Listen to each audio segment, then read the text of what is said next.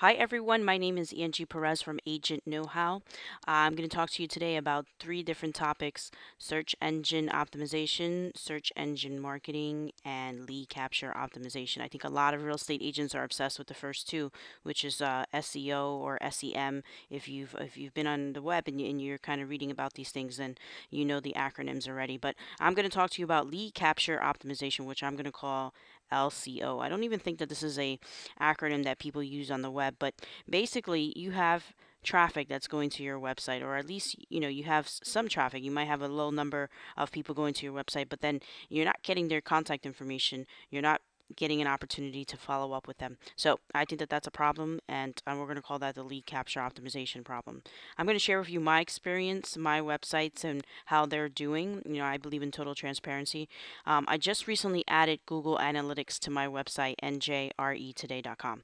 So I've been on the web probably about a year and a half. I started NJRE Today, and I just recently added Google Analytics, not because I was lazy or anything like that. It's just because in being busy, I kind of overlook reporting information to me about who's visiting my site, what pages they're reading, and more importantly, how long they're staying on the website. So I know I have a couple of problem areas that I need to address.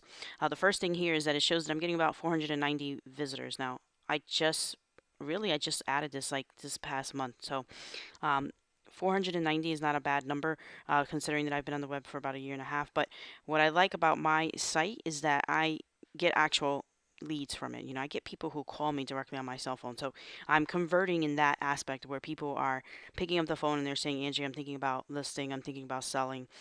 Would you come and take a look at my house? Now that is important to me. But when other people come to my site and they don't do anything, they don't leave contact information, they don't call me, they don't email me, they don't text me, I find that to be a problem. So last month, added Google Analytics. I have 490 visitors.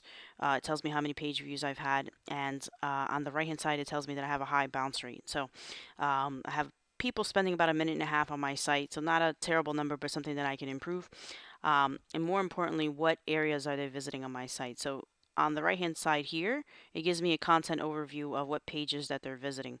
Right now, I know that I can convert a lot of clients on this page here, which says deed in lieu of foreclosure in plain English. This to me, or people who are reading this particular blog post that I created, are interested in probably selling their house, or they're in financial trouble and they may be looking to do a short sale. So this web post, I blogged about it in December of 2009, and I never knew how many people were going to that particular blog post and whether or not it was something that they found interesting. But time on the page is high. It's like 11 minutes, probably because the article is a little bit long and it's a little bit technical.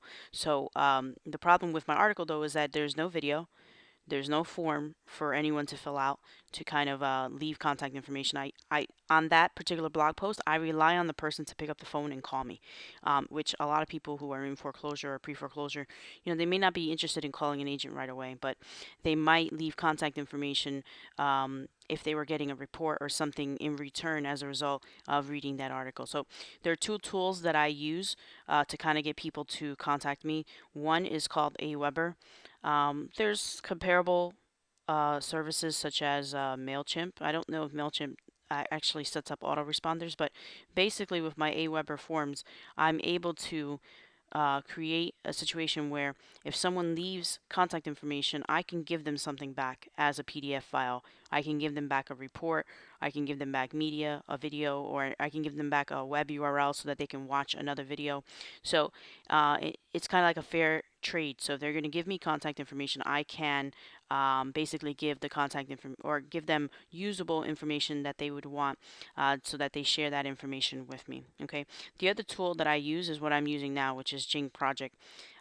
Basically, I'm able to do screen shares or screen record my desktop to kind of give people an idea of where they should, look for information. So I think that those are two areas or two tools that you can use to improve your lead capture or your lead capture optimization on your page, is to add video and also to have Aweber forms. I'm going to give you more examples in a separate video, but this video will just cover the general topic.